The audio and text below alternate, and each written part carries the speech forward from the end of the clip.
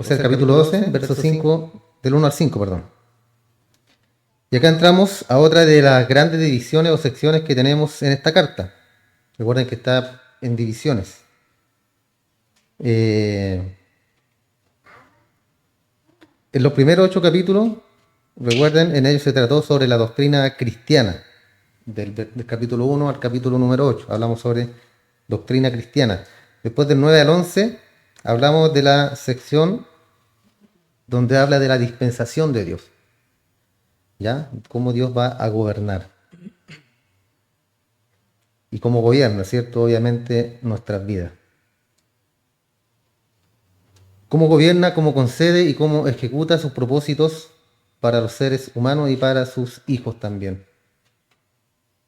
Son dos tratos diferentes, ¿cierto? Uno son los hijos, tienen un trato, los otros tienen otro trato que son la gente del mundo. Gracia común y gracia especial, que es la que tenemos nosotros. Gracia especial en nuestras vidas, que tenemos todas las promesas de Dios, somos hijos de Dios, y gracia común para los que están afuera, que es el alimento, el agua, el aire, todo lo que se puede, ¿cierto? Podemos ver, la lluvia, el sol, sale sobre justos y sobre injustos.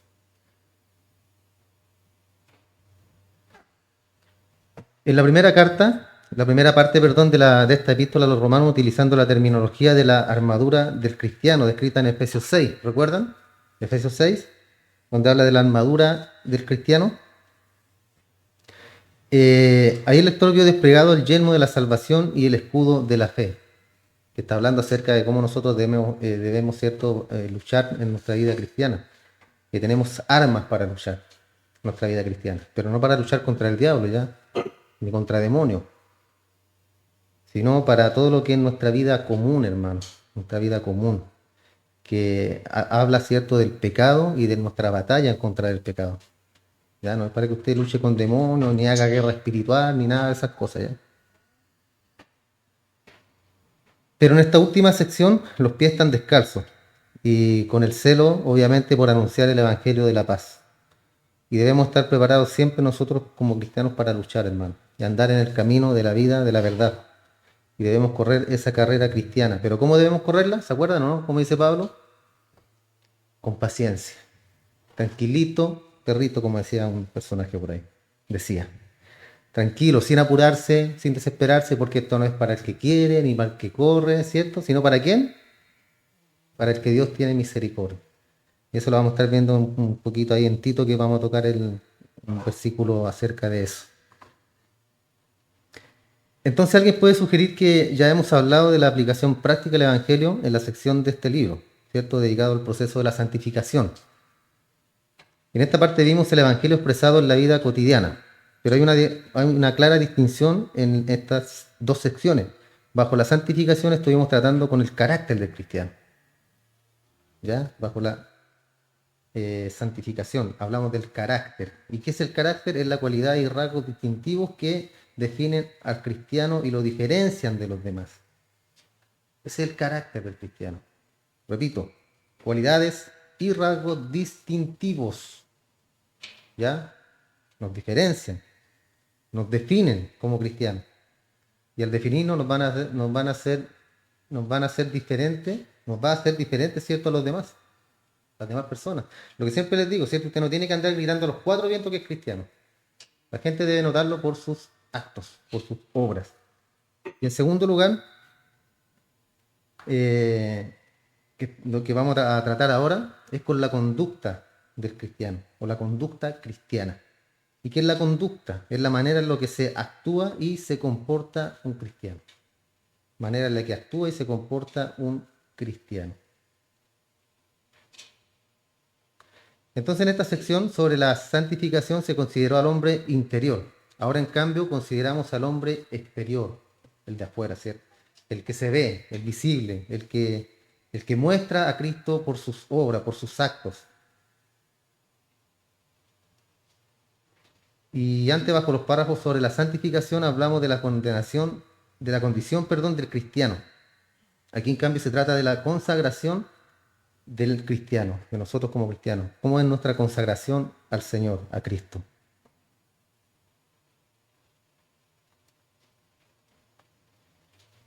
Anteriormente vimos qué era el creyente. Hoy veremos lo que hace el creyente, ¿ya? Lo que hace.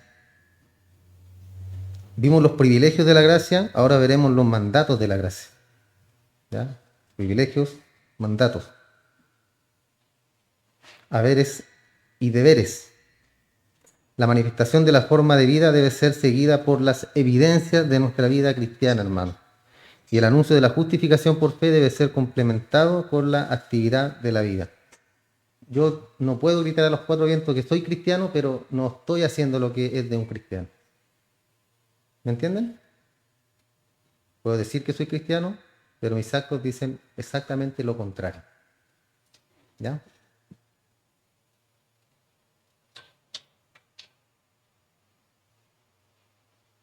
Algo más cierto para destacar esto, la conducta del creyente debe ser expresada en este mundo por la forma en que se comporta con las personas con las que mantienen un contacto. Y estas maneras de comportarse tienen que ser reguladas por algún medio. ¿Por qué? Porque es fácil dictar reglas de conducta. Pero el apóstol Pablo acá no estaba haciendo eso, no estaba nombrando reglas de conducta. Él nos liberó de la ley de Moisés, pero no lo hizo para colocarnos bajo otro sistema legal. Y eso es importante que lo entendamos, hermano. Cristo, ¿cierto?, nos sacó de la antigua, de la ley, nos liberó, ¿cierto?, de la ley para traernos a una vida nueva, pero no una vida llena de dictámenes, de reglas, de todo lo que hasta el día de hoy muchos hombres predican acerca de lo que es la palabra, ¿cierto?, y lo que es el cristianismo, y ponen cargas sobre ellos que muchas veces ni siquiera de los que enseñan puede llevar. Al igual, ¿cierto?, que los fariseos ponían cargas sobre sus discípulos, sus seguidores, los que los escuchaban a ellos, pero ni siquiera ellos eran capaces de llevar o de sostener esas cargas. Decían, está prohibido hacer esto, pero ellos lo hacían. O sea, la prohibición era solamente para los demás y no para ellos. Muchos creyentes en nuestros días que tratan de imponerse a sí mismos reglas y conductas y colocan mucho más énfasis en restricciones y prohibiciones y, y en no hacer esto o aquello, ¿cierto? En no hagáis, que no comáis, no bebáis, todo lo que se habla siempre. Ponen mucho más énfasis en eso, hermano, en restricciones, en prohibiciones, más que en lo que sí se puede hacer, que sería lo correcto, ¿cierto? Que es lo que nosotros podemos hacer. Y con frecuencia estas restricciones que intentan someter la vieja naturaleza, porque es el fin, ¿cierto?, de retener la vieja naturaleza, o de mantener al león ahí enjaulado dentro de nosotros. Pero dejan de lado el elemento controlador por excelencia, que es el Espíritu Santo, hermano. Y el apóstol Pablo señaló en esta carta, en el pasaje, grandes principios que nos sirven de guía para el creyente. Todo lo que nos enseñan acá, hermano, son principios, ¿ya? Es con lo que usted puede guiarse. Ahora sí me escucha. Pensé que me escuchaba más así.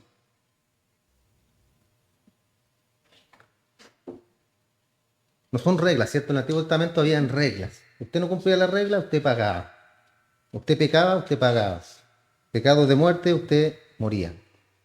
A excepción, ¿cierto?, que de David, que fue la excepción para mostrar la gracia que iba a venir, la gracia venidera en Cristo. En el fondo, David vendría siendo como un cristiano, ¿cierto?, del Antiguo Testamento. Porque él debía morir según la ley, por su pecado, por sus pecados que cometió. Y porque cometió errores graves que le costaron la muerte a otras personas, pero Dios mostró su gloria y la salvación en David, lo que vendría para nosotros. Porque en el fondo nosotros no somos diferentes a los demás, ¿cierto? Merecíamos la muerte también y Dios por su gracia nos santificó, nos apartó para Él. El Espíritu Santo que habita en el creyente por medio de su energía, poder e inspiración ilumina la palabra de Dios y le proporciona como si fuera una guía, caminos para que sepa dónde ir en el viaje de la vida. Eso es cierto. Cuando usted lee su Biblia, cuando usted lee su escritura, usted está alimentando su espíritu, está alimentando su mente, aunque a veces se le olvide las cosas, ¿cierto? Pero Dios va a traer a colación todas esas palabras que usted ha estado leyendo cuando sea necesario. Aunque usted no se acuerde. Usted tiene que leer, alimentar y el Espíritu por medio de la palabra lo va a guiar por su vida cristiana, cómo debe conducirse. Es lo importante, ¿cierto? Nuestra conducta, cuál es el camino que debo seguir, cuál es el camino que debo tomar. El Espíritu es el que nos va a guiar por medio de la palabra. La palabra es el alimento, la palabra es el agua, hermano, es la vida en nosotros. Y Él no pone ningún límite de velocidad en este caminar, hermano, aunque advierte y aconseja sobre excesos. Pablo decía, todo me es lícito, pero no todo me conviene. Todo me es lícito, pero yo no me voy a dejar dominar de nada. ¿Entienden? Entonces no son reglas a seguir, sino que a considerar. Y obviamente el cristiano que tiene el Espíritu de Dios en él va a considerar lo mejor, va a hacer lo mejor.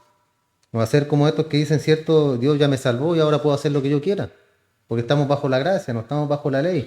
Y confunden la doctrina cristiana, hermano. Confunden la salvación, confunden que la salvación es eterna. Confunden que no se puede perder la salvación y piensan que son salvos y viven como vive el mundo, hablan como habla el mundo. Lo contrario cuando Pablo dice, no se amolden a este siglo, no se conformen a este mundo. Ellos hacen lo contrario y piensan y creen, hermanos, que son personas salvas, que son cristianos, porque un día oraron, porque un día Dios los salvó, porque hicieron una declaración de fe en una iglesia y dicen yo soy salvo, porque yo creí y me salvé y la salvación no se pierde. Ahora que yo me haya perdido en el mundo nuevamente, no es problema mío, yo soy salvo.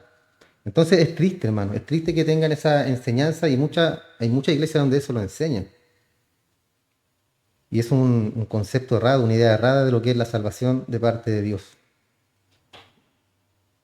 Entonces él identifica los lugares donde el creyente puede detenerse a comer, pero no lo obliga a ello. Si hay, si hay desvío, estos están bien marcados, así como la salida, las zonas de descanso, las áreas de servicio, y siempre hay advertencias para poder identificar las zonas de peligro o de precaución. ¿Ya? Haciendo como una analogía, ¿cierto? Cuando nosotros vamos en vehículo, hay zonas de servicio, hay salida, hay señalizaciones, hay restricciones. 100 kilómetros por hora, si usted va a 120, ¿qué está haciendo? Está infringiendo la ley. ¿Qué le va a pasar? Lo pueden multar. ¿Es pecado? Sí, es pecado. ¿Cuál es la consecuencia? Que lo van a sacar un parte. ¿Ya? En la vida cristiana es lo mismo, hermano. No es que usted cometa un pecado y perdió la salvación y usted hijo del diablo, ya no puede más estar bajo la gracia de Dios. No, no es así. Usted cometió un pecado y ese pecado le va a traer una consecuencia. Esa consecuencia es la paga del pecado que usted cometió. Sí, pero yo me arrepentí. Sí, pero el pecado ya está hecho. Tiene que haber una paga para el pecado. Entonces, en base a eso, Pablo nos dice que tenemos todo este libro completo para que nos pueda guiar a nosotros, a nuestra vida cristiana, con los excesos y con las cosas que a lo mejor nos pueden dañar. Pero somos nosotros los responsables. Nuestra salvación, hermano, es eterna. Vamos a tropezar, vamos a caer. Dios conoce tu corazón, la intención de tu corazón, y Él sabe cuando tu arrepentimiento es verdadero. Cuando tú realmente dices, Señor, sí, me equivoqué, caí, pequé, pero me arrepiento, perdóname, ayúdame, ¿cierto?, a seguir adelante, a caminar, a continuar, y usted sigue, camina, continúa, y sin esos cargos de conciencia, hermano, porque usted no puede pedirle perdón a Dios y seguir con ese cargo de conciencia, que no, que no volví a caer y no me siento perdonado, porque ahí está siendo Dios mentiroso. Porque Él dice que pidamos perdón y ¿qué es lo que hace? Nos limpia de toda maldad, de todo pecado. Punto, no hay más. Entonces, si usted llega a los pies de Cristo, se arrepiente de sus pecados, del error que cometió, tiene que sentirse perdonado inmediatamente, hermano. Inmediatamente, porque eso habla de la confianza que tenemos en Cristo, de la confianza que tenemos en Dios y que creemos en su palabra, porque la palabra lo dice, hermano. Ya no son ideas mías ni de algún predicador que inventó esto, lo dice la Escritura. Entonces ahora bajamos de la cima de la montaña, que forma los capítulos 8 y 9, 10 y 11 también de esta carta a los romanos. Dejamos la cúspide del capítulo 11 y descendemos ahora al valle del deber. ¿Ya? Después que tenemos todas estas promesas que nos da Pablo acá, ¿cierto? Nos enseña los tiempos, la dispensación de los tiempos, cómo Dios va a gobernar, cómo Dios nos salva, cómo todo es por gracia, como todo, ¿cierto?, es por obra. Nos señala cómo somos nosotros en nuestro interior. ¿Recuerdan? No hay justo ni a un uno. Comienza, ¿recuerdan? Entonces, nos enseña todas estas cosas, Pablo, la gracia, la misericordia de Dios, y ahora nos enseña nuestros deberes, porque tenemos deberes como cristianos, ¿cierto?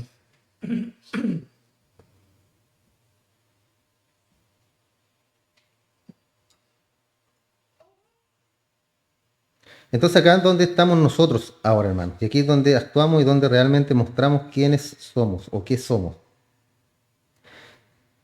Entramos entonces a la sección del amor. Capítulo 1 al 8 habla de la fe, capítulo 9 al 11 habla de la esperanza, y esta tercera, del 12 al 16, los capítulos que siguen, hablan acerca del amor. En el 2 y 13 nos encontramos con el servicio de los hijos de Dios. En los primeros dos versículos del capítulo 12 se nos habla acerca de la relación del Hijo de Dios hacia Él, hacia el mismo Dios.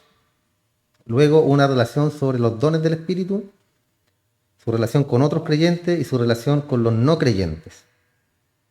Entonces comienza con la relación con Dios. El capítulo 12, verso 1 dice: por tanto, hermanos, os ruego por las misericordias de Dios que presentéis vuestros cuerpos como sacrificio vivo, santo, agradable a Dios, que es vuestro culto racional o vuestro verdadero culto.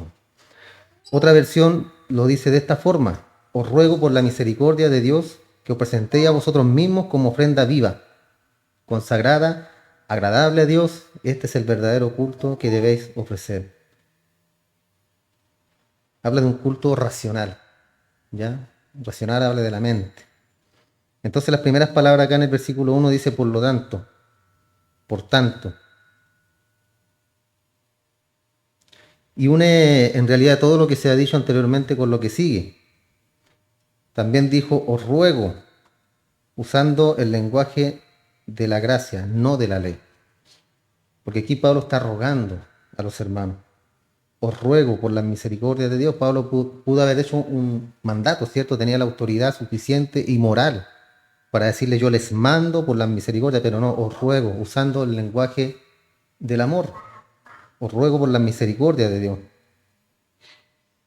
No estamos escuchando acá, ¿cierto?, el tronar majestuoso del monte Sinaí cuando se entregó la ley, sino que os ruego. Moisés ordenaba, Pablo, ¿qué es lo que hace? Exhorta. Moisés ordenaba, Pablo está acá exhortando. Entonces este es el método de Pablo. Ahora, ¿podría Pablo haber dado una orden, como recién lo mencionamos? Sí, podía haber dado una orden.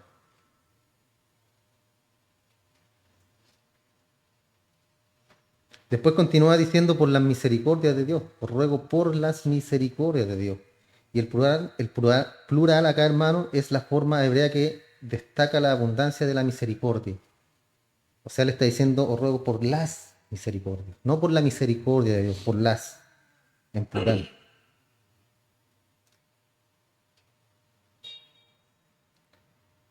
¿Por qué? Porque obviamente Dios es rico en misericordia. Misericordia en abundancia, Él la tiene para entregarla.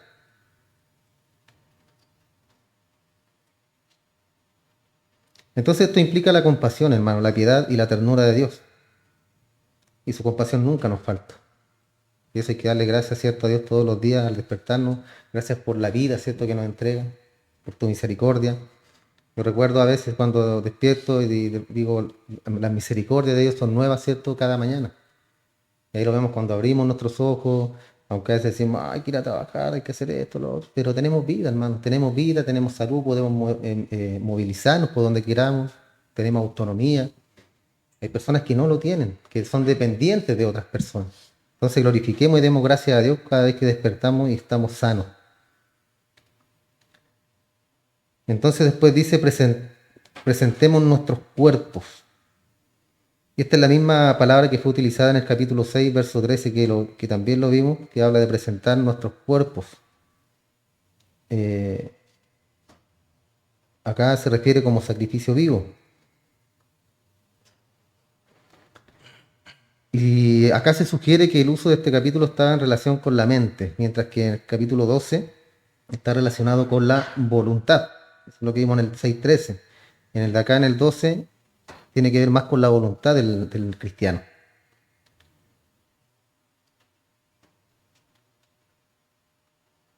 En el capítulo 6 se refería a la manera en que el carácter cristiano se rendía al Señor, carácter. Y aquí el presentarse o rendirse conducen a la conducta y a la consagración cristiana. O sea, cómo nosotros nos presentamos ante Dios, cómo nosotros caminamos nuestra vida cristiana. Que hacemos las cosas, ¿cierto?, para la gloria de Dios, cómo lo hacemos. Eso es lo que tenemos que, lo que nos dice Pablo, que tenemos que mostrar. Y presentarnos en sacrificio vivo, eso habla obviamente, de un sacrificio.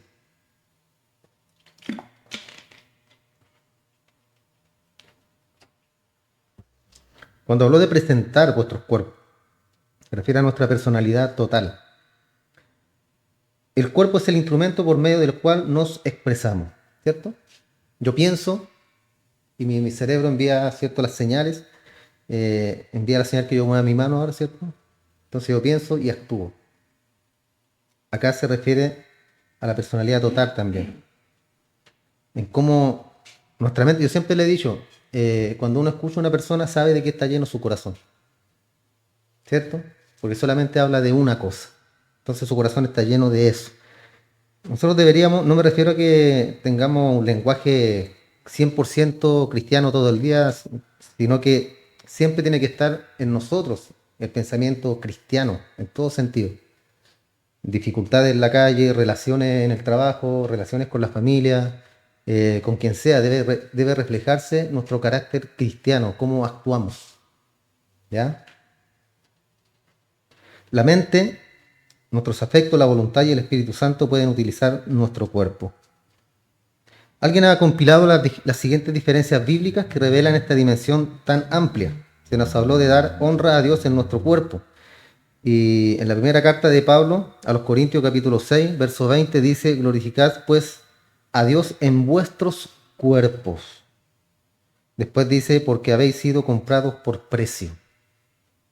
Pablo en los Corintios, Filipenses 1, verso 20 dice, conforme a mi anhelo y esperanza de que en nada seré avergonzado. Antes bien, con toda confianza como siempre, ahora también será magnificado Cristo en mi cuerpo. Pablo quería ser participante, ¿cierto?, de Cristo. Inclusive lo menciona en el capítulo anterior, si no me equivoco, lo vimos, que quería ser participante hasta de su muerte, hasta de la muerte de Cristo. Entonces imagínense el celo que tenía Pablo por el Evangelio, hermano. ¿Podremos compararnos con él? No hay comparación alguna, ¿cierto? Con nuestros hermanos de la antigüedad, el mismo Pablo, que todo lo que sufrió, todo lo que padeció, hermano, por amor a Cristo. Nosotros, ¿cuánto hemos padecido? ¿Cuánto hemos sufrido por amor a Cristo? Nada, ¿cierto? Nada. ¿Por qué? Porque estamos tranquilos, estamos bendecidos. Hasta el momento, ¿cierto? No hay persecución en este país a las iglesias, al cristianismo. Aunque muchas veces, ¿cierto? Gente que sale a predicar a las calles los golpean, los maltratan, los insultan por predicar el evangelio. Ellos han sufrido algo ya, ¿cierto? A nosotros cuando salíamos también nos molestaban que de la música y que váyanse y pónganse en otro lado. Entonces siempre va a haber una persecución y ahí es donde nosotros mostramos nuestro carácter cristiano, de qué estamos realmente hechos. Ellos, Pablo acá decía, hasta morir por mi Cristo. ¿Podemos decir nosotros esas palabras? ¿Morir por Él? Necesitamos reconocer que este cuerpo es el Espíritu, es del Espíritu, es templo del Espíritu, ¿cierto? En 2 Corintios 4:10, llevamos siempre en el cuerpo la muerte de Jesús, para que también la vida de Jesús se manifieste en nuestros cuerpos, por medio de Cristo. ¿Y cómo se va a manifestar en nuestros cuerpos? Con nuestras obras, hermanos, por nuestra conducta, por cómo me conduzco yo en mi vida cristiana, a diario, con mi familia, con mis hermanos, con mis amigos, en el trabajo. Debe haber una diferencia, hermano.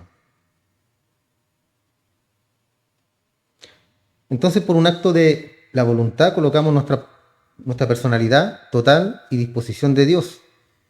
Y este es el verdadero servicio, el culto, la adoración que resulta agradable a Dios.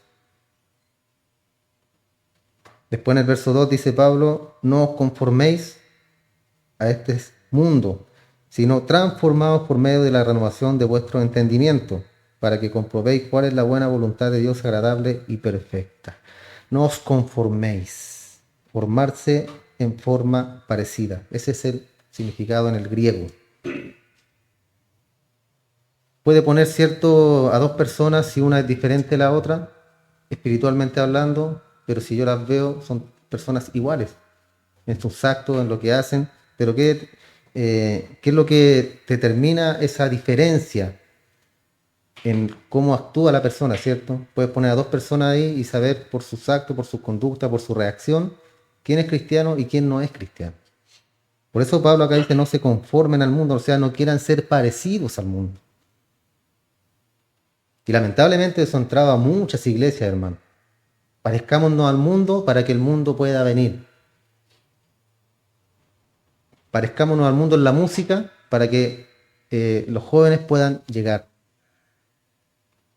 Toquemos ranchera porque esa le gusta más a la gente viejita para que lleguen a la iglesia.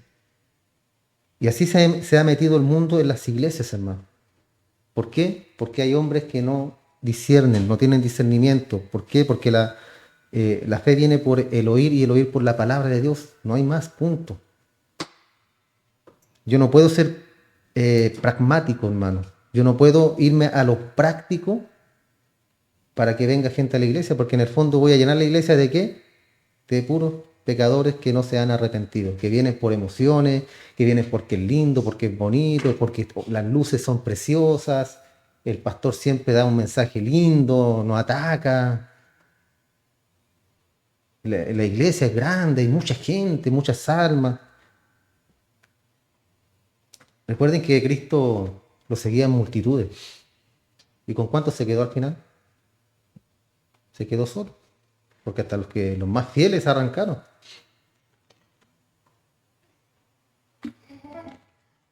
Entonces la cantidad, hermano, no significa calidad. Siempre pienso yo en esos megatemplos, ¿cuánta gente será salva? De esos miles que se congregan cada domingo. Otra traducción lo expresa de esta forma. No viváis conforme a los criterios de los tiempos presentes. Ahí lo deja más claro, ¿cierto? No vivan conforme a los criterios del tiempo presente. Es que todos lo hacen. Es que todo el mundo lo practica. O sea, porque todos lo hacen está bien. No, ¿cierto? Por el contrario, dice, cambiad vuestra manera de pensar para que así cambie vuestra manera de vivir y lleguéis a conocer la voluntad de Dios, es decir, lo que es bueno, lo que es grato, lo que es perfecto. ¿Cómo yo cambio mi manera de pensar? ¿Cómo? Leyendo la Biblia. Así usted cambia su manera de pensar, hermano, leyendo la Escritura. ¿Por qué? Porque así usted conoce a Dios. Esta es la mente de nuestro Padre. Mientras usted más lee, mientras usted más escucha predicaciones, más se alimenta, más va a conocer a Dios. Y le va a ser mucho más fácil vivir su vida cristiana, hermano. Aunque en dolor, en dificultad, en enfermedad, lo que sea, pero usted va a estar contento, va a estar tranquilo. ¿Por qué? Porque conoce a Dios, sabe quién es Dios, sabe que si estoy a punto de morir en mi cama, gloria a Dios. Bancarrota, gloria a Dios. Lo que sea, hermano, gloria al Señor, porque todo lo que Él hace en nuestra vida es bueno, es agradable y es perfecto. Todo, absolutamente todo. Entonces así cambiamos nuestra manera de pensar y al cambiar nuestra manera de pensar va a cambiar nuestra manera de vivir. Y vamos a llegar a conocer, como dice acá, la voluntad de Dios, que es bueno, que es grato y que es perfecto. Entonces eso es lo que Pablo está diciendo acá en este pasaje, hermano, en particular. Lo que él está haciendo es recomendar con diligencia al creyente que no adapte su vida y conducta a los que lo rodean, ni aún a sus amigos cristianos. ¿Escuchó? Ni aún a sus amigos, aunque sean cristianos. No te amoldes ni siquiera a ellos. Sé tú, sé único. Único.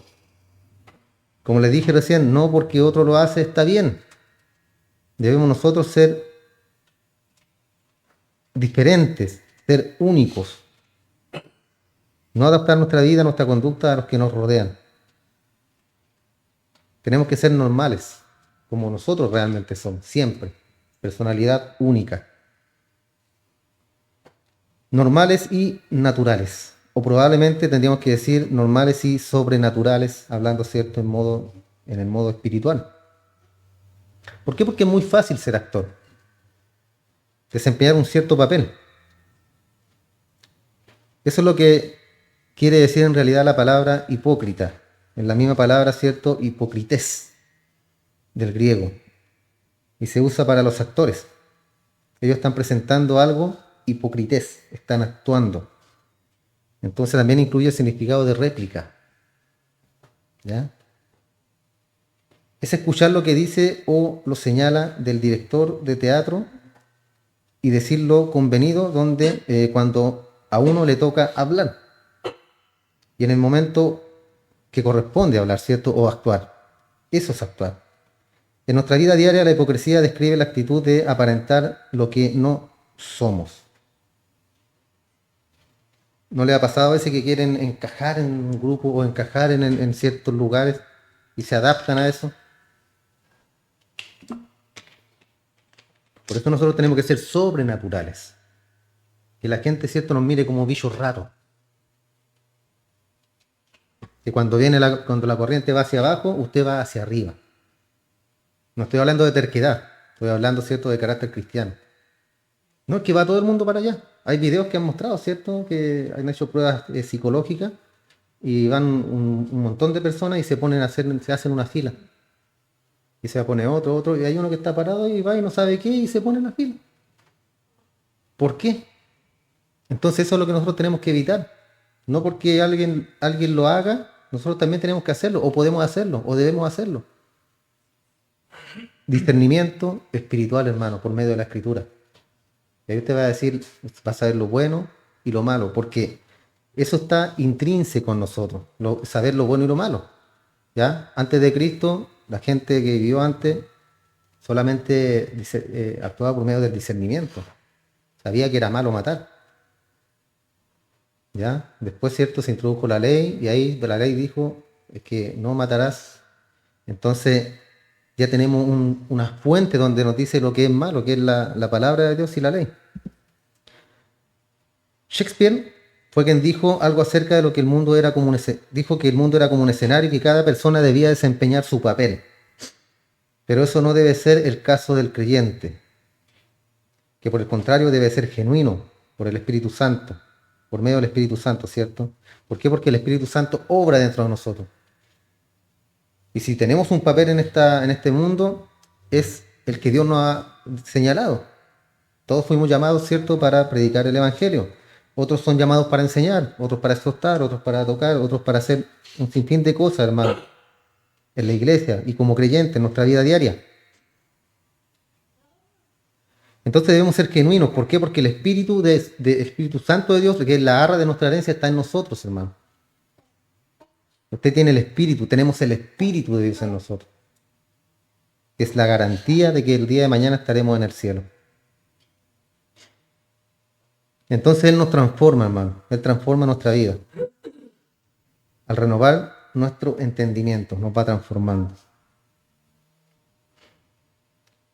Una vez Pablo llamó la atención sobre este asunto en la segunda carta a los Corintios, capítulo 3, verso 18, dijo: por tanto, nosotros todos, mirando con el rostro descubierto y reflejando como en un espejo la gloria del Señor, somos transformados de gloria en gloria, en su misma imagen, por la acción del Espíritu del Señor. ¿Por la acción de quién? ¿Suya? Por la acción del Espíritu del Señor. El Espíritu es el que nos guía. Hermanos, hablamos siempre de la perseverancia de los santos. ¿Quién persevera? Usted persevera. ¿Por medio de quién? Por medio del Espíritu. Usted por sí solo no puede perseverar, no puede hacer nada. Nos vamos a la base de que estábamos muertos y un muerto no puede hacer nada. Por eso el Espíritu, hermano, el Espíritu es el que nos lleva, que nos guía, el que lucha dentro de nosotros, ¿cierto? El que está ahí peleando con esta carne que a veces que no nos deja tranquilo, que nos atormenta y que nos hace sentir muchas veces miserables, como lo mencionaba Pablo. De gloria en gloria somos transformados en su misma imagen. ¿Se fijan? Reflejados en Cristo. Tito, capítulo 3, verso 5 dijo: nos salvó no por obras de justicia que nosotros hubiéramos hecho, sino por su misericordia. ¿Por qué nos salvó? ¿Por mis buenas obras? No. Buenas obras de justicia, no, sino por su misericordia. ¿Qué significa esta palabra misericordia en el griego, hermano? Habla de una compasión, pero habla de algo más que compasión, una compasión activa, o sea, algo que se está moviendo. No solamente tuvo compasión de nosotros, porque podemos decir, se puede caer el Aaroncito al suelo, y yo digo, pobrecito, se cayó, ¿cierto? Eso es compasión. Pero la compasión activa, pobrecito, voy yo, lo levanto y lo sacudo, ¿cierto? Lo ayudo a pararse y lo vuelvo a sentar. Entonces, esta es la compasión activa que tiene Dios acá con esa misericordia, porque Él nos toma, nos resucita, pone la fe en nosotros. Nosotros creemos, todo por obra de Dios, y seguimos, ¿cierto?, la vida cristiana. Sino por su misericordia, por el lavamiento acá significa bautismo, por el bautismo de la regeneración. ¿Se fijan? Aquí él menciona regeneración, que significa renovación espiritual. Y por la renovación en el Espíritu Santo. Regeneración precede a la fe. Siempre recuerde eso, hermano. Porque entra muchas veces en contradicciones cuando los predicadores dicen que crea, ¿cierto? Cree en el Señor Jesús, o predicamos y cree en el Señor, pero ¿quién hace la obra? Dios. Dios hace que ellos crean. Dios hizo que yo creyera un día. Él hizo que yo creyera. Y aquí me tiene hasta el día de hoy. Hizo que usted creyera y aquí está. Espero que esté hasta su muerte en Cristo. Yo también espero morirme, ¿cierto?, en Él. Entonces Tito acá nos muestra, hermano, algo glorioso, que es la manifestación 100% de la salvación de Dios por medio de Él. Se lo voy a leer de nuevo. Nos salvó no por obras de justicia que nosotros hubiéramos hecho, sino por su misericordia, por su compasión activa, por el lavamiento de la regeneración y la renovación del Espíritu Santo. Y por la renovación del Espíritu Santo. Él nos renueva. Entonces, permitiendo al Espíritu de Dios renovar la mente, el creyente podrá probar la voluntad de Dios y comprobar que es buena, por medio del Espíritu. Desde el mismo momento en que usted y yo adoptamos una pose o finjamos ser algo diferente a lo que somos en realidad, nos resulta imposible determinar la voluntad de Dios para nuestras vidas. Por eso debemos ser genuinos y que la palabra de Dios nos guíe, que la palabra de Dios sea nuestra conducta de fe, de moral y de buenas costumbres. Pero si nos rendimos a Él, a nuestro Dios, la voluntad de Dios para la vida del creyente se hace buena y se ajusta exactamente a la voluntad que Dios quiere para nuestra vida como creyente. Primero es buena, es agradable y finalmente es perfecta. ¿Alguna duda con eso? Buena, agradable y perfecta. Lo que pasa es que nosotros, hermanos, tenemos ese concepto y a veces Dios nos prueba y lo tomamos como algo malo. Estoy pasando por prueba y eso es algo malo. Job, ¿cierto? Los amigos le decían, algo hiciste, Job, algo hiciste, por algo estás aquí leproso, en ceniza, y Dios te ha tenido todo este tiempo enfermo, porque algo hiciste. No, Dios no te va a castigar o a hacer algo por inocente. Y a veces nosotros pensamos eso, hermano, que no hemos hecho nada, pero viene en prueba nuestra vida. Pero el discernimiento te obliga, hermano, a decir que sí, el Señor te está probando, el Señor está trabajando contigo.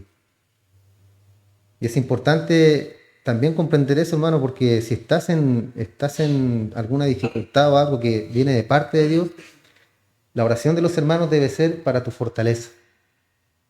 ¿Ya? No echar fuera demonios, no que algo hiciste, que pecaste, sino que ahí también debe estar el discernimiento de la iglesia, en qué dirección orar para ayudar a la persona, al hermano.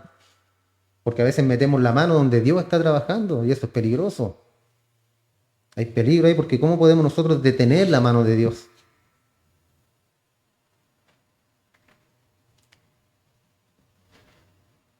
El apóstol Pablo pudo decir en su carta a los Filipenses, capítulo 4, verso 13, todo lo puedo en Cristo que me fortalece. Otro texto muy mal usado, muy mal usado.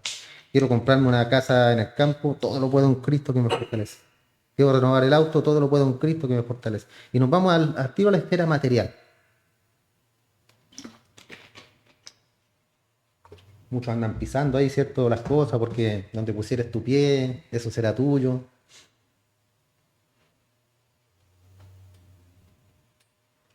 Todo lo puedo en Cristo que me fortalece. Es decir, que el creyente puede hacer todas las cosas que están en la esfera de la voluntad de Dios. Ahí se limita todo, hermano, a la voluntad de Dios. Todo lo que pidáis, ¿cierto?, en el nombre del Señor se os dará, dice Juan. Pero después está el condicional, ¿cierto? La voluntad de Dios.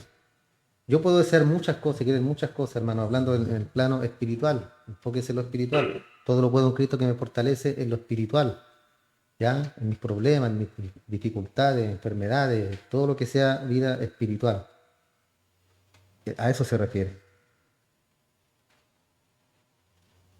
Y resulta una hermosa experiencia el no tener que fingir, actuar o desempeñar un papel, sino ser natural y permitir que el Espíritu de Dios se mueva y actúe por medio nuestro. En otras palabras, ¿cierto? Debemos de depender del Espíritu de Dios y dejar que Él nos guíe, que Él nos lleve para donde Él quiera llevarnos. Pero para eso debemos estar llenos de su Espíritu. Debemos estar llenos de la palabra del Señor. ¿Ya? Eso es lo que debe hacer. Si le gusta mucho la comida, a veces comemos hasta que nos duele la guatita, ¿cierto? Ya comimos mucho. Así debería ser la vida espiritual también. Que nunca sea mucho el leer la Biblia. Que nunca sea mucho, ¿cierto? El estudiar. Que nunca sea mucho el escuchar predicaciones. Al contrario, que sea mucho para que podamos llenar nuestro espíritu.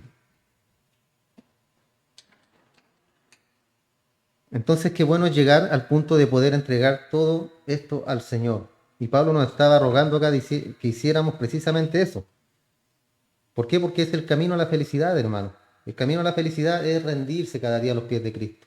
Es tener tu comunión con el Señor. Esa es la felicidad. Esa es la felicidad.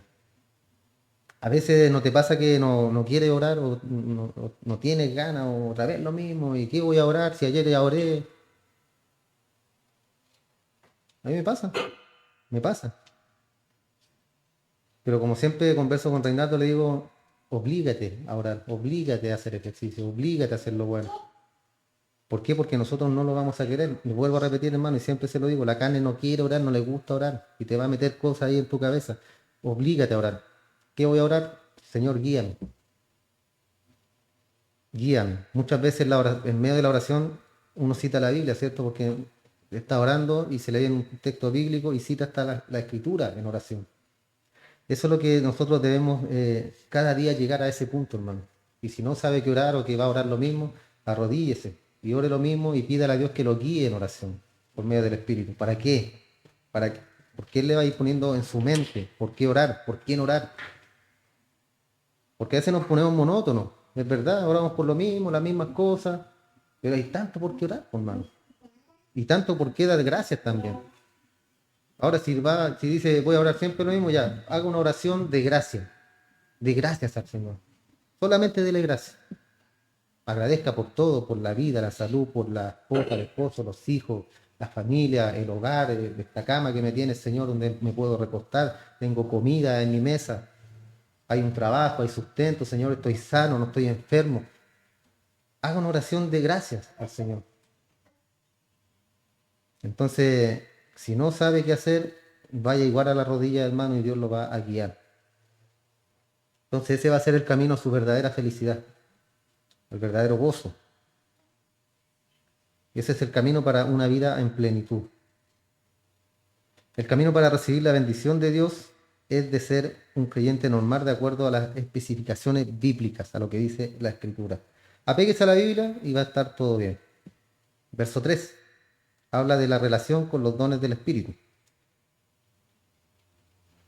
Digo pues, por la gracia que me es dada. Esta gracia en el griego es la palabra, habla de la influencia divina en el corazón.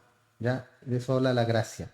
Influencia divina en el corazón. Digo pues, por la influencia divina en mi corazón, que me es dada a cada cual que está entre vosotros, que no tenga más alto concepto de sí que el que debe tener, sino que piense de sí con cordura. Y esta palabra cordura habla de una mente cabal, ajustada a sí mismo. Piensa de ti moderadamente, conforme a la medida de fe que Dios repartió a cada uno.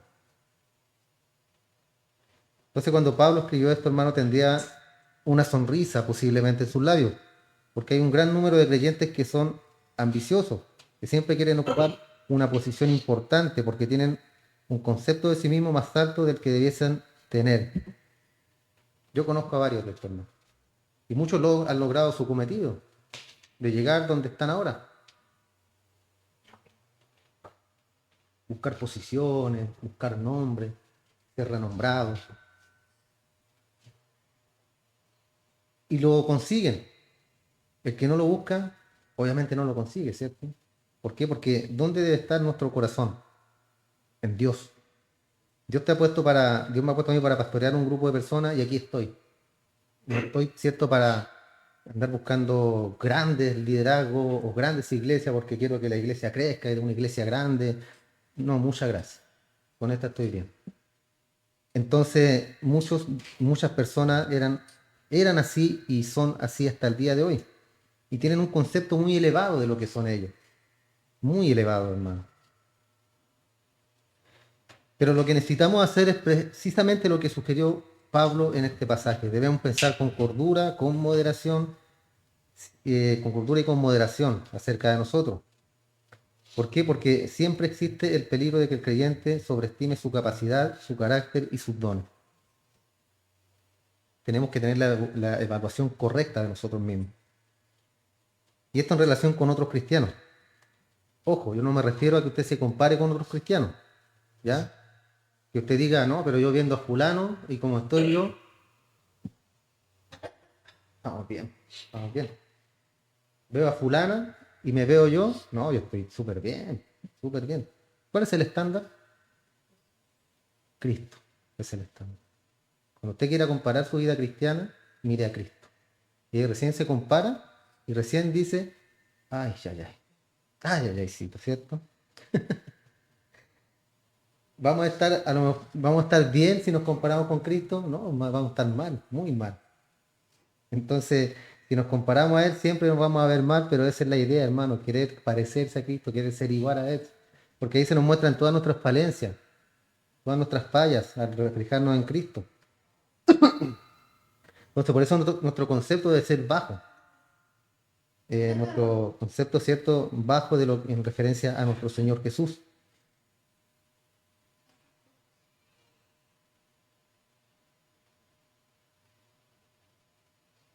Necesitamos reconocer entonces nuestras limitaciones y ponernos a disposición de Dios, tal y cual somos. Que Él nos tome, ¿cierto?, tal y cual somos nosotros. La la verdadera satisfacción consiste en estar en el lugar donde Dios quiere que uno esté. Esa es la verdadera satisfacción que debemos tener nosotros como cristianos, estar donde Dios quiere que estemos. Verso 4 y 5, de la manera que en un cuerpo tenemos muchos miembros, pero no todos los miembros tienen la misma función, así nosotros siendo muchos, somos un cuerpo en Cristo y todos miembros los unos de los otros. Una vez hablamos acerca de esto, ¿cierto? De los miembros del cuerpo, que no son todos iguales. Lo vamos a estar viendo, ¿cierto?, acá mismo más adelante. Entonces, esta fue la primera vez que Pablo introdujo el gran tema acá de la iglesia como el cuerpo de Cristo. Hace la comparación como el cuerpo de Cristo de la iglesia. Y este fue el tema principal de las cartas que Pablo escribió a los Efesios, a los Colosenses y también, por supuesto, a los Corintios. Y es que la iglesia como el cuerpo de Cristo debe funcionar como un cuerpo, como un organismo vivo.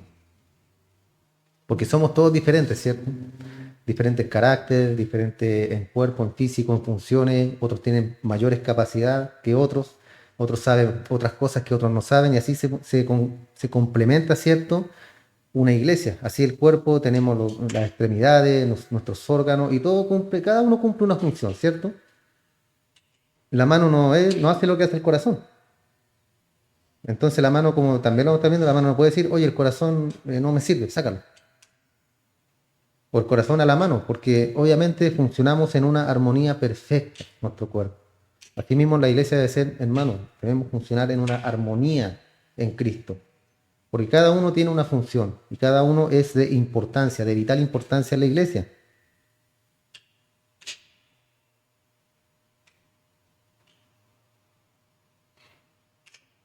Entonces se identifica los diversos miembros, es decir, los creyentes que forman parte de ese cuerpo no tienen los mismos dones o capacidades. No creemos que Pablo haya dado una lista completa de todos los dones, porque cada vez que hablaba de ellos hacía mención de nuevos dones que no habían sido mencionados en las listas anteriores. Y creemos, ¿cierto?, que el Espíritu de Dios lo guió a hacerlo así. Al igual que los dones, ¿cierto?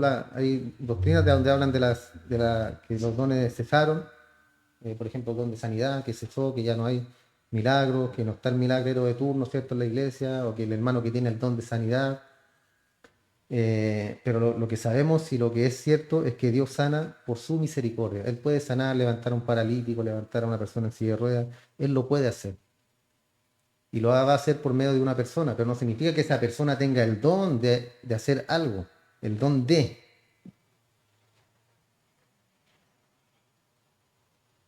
Entonces este pasaje nos muestra de cómo el Señor, cómo después de aceptar al Señor Jesucristo como Salvador, el Espíritu de Dios puede inspirarnos, puede guiarnos y fortalecernos, impulsándonos con su poder. ¿Para qué? Para vivir nuestra vida cristiana. Él nos ayuda, Él nos fortalece, Él nos guía. Cada persona es especial, única e irrepetible. Estamos de acuerdo en eso, ¿cierto? Porque Dios ha creado en ella un gran potencial. Recordemos que Jesús, hablando a quienes le seguían, dijo en Juan 10:10, yo he venido para que tengáis vida y para que la tengáis en abundancia. Terminamos con esta pregunta. ¿Está viviendo usted esa clase de vida? Muchas veces lloramos por lo que no tenemos y no disfrutamos lo que tenemos. Lloramos porque no tenemos cosas, pero no disfrutamos lo que Dios ha puesto en nuestras manos, la bendición que Dios ha puesto en nuestras manos. Entonces Él dijo, he venido para que tengan vida y para que la tengan en abundancia. ¿Está viviendo usted esa vida en Cristo, en abundancia? Otra vez, quite lo material de su mente. Estamos hablando en lo espiritual. ¿Está viviendo esa vida en abundancia que Dios nos entregó? Porque hermano, cuando uno está bien espiritualmente, nuestra vida está firme, ¿cierto?, en nuestro Señor Jesús, tenemos comunión con Él, tenemos lectura, oración, todo, vamos a estar tranquilos. Va a estar tranquilo, va a estar sereno, y todo, ¿cierto?, va a descansar en la voluntad del Señor. A usted puede venir el ejército completito de Chile a querer matarlo y no lo va a poder hacer porque no es la voluntad de Dios, aunque todos quieran hacerlo. Aunque medio mundo quiera dañarlo a usted, hermano, no van a poder, si no es la voluntad de Dios. Entonces esa tiene que ser su confianza, hermano, siempre y en todo sentido de la vida. Dios nos protege, Dios nos provee, Dios es nuestro sustentador, Él es nuestro auxilio en la tribulación, como decía el salmista. Entonces debemos confiar más en Él que en nuestra mente, hermano, en nuestros pensamientos. Gracias, Señor. Agradecemos, buen Padre, por este tiempo en tu palabra. Agradecemos, Señor, que nos digas que no debemos tener más alto concepto de nosotros mismos, que debemos tener. Ayúdanos a ser hombres y mujeres cabales, hombres y mujeres de palabra, de lectura, Señor, hombres y mujeres de oración, Padre, para que estemos siempre, siempre de rodillas, tanto en la carne como de rodillas durante el día espiritualmente. Siempre recordándonos de ti, siempre recordando que tú estás con nosotros, Señor, y siempre pidiendo perdón también por nuestros errores y por nuestras faltas. Te damos gracias porque nos has permitido estudiar este libro maravilloso, Señor, cuando nos cinta a tener una plena confianza, una certeza de que tú estás con nosotros, de que tú, Señor, has hecho la obra completa en nuestras vidas. Tú mismo, Padre, la vas a terminar el día de mañana. ¿Qué hemos de temer? Nada. ¿Por qué? Porque el poderoso Dios está al lado de nosotros. Nada y nadie nos podrá hacer frente, ni podrá tocarnos si es tu voluntad, Padre. Por eso te glorificamos, te damos gracias, te damos gloria en esta hora por medio de nuestro Señor Jesucristo y te damos gracias, Padre. Amén.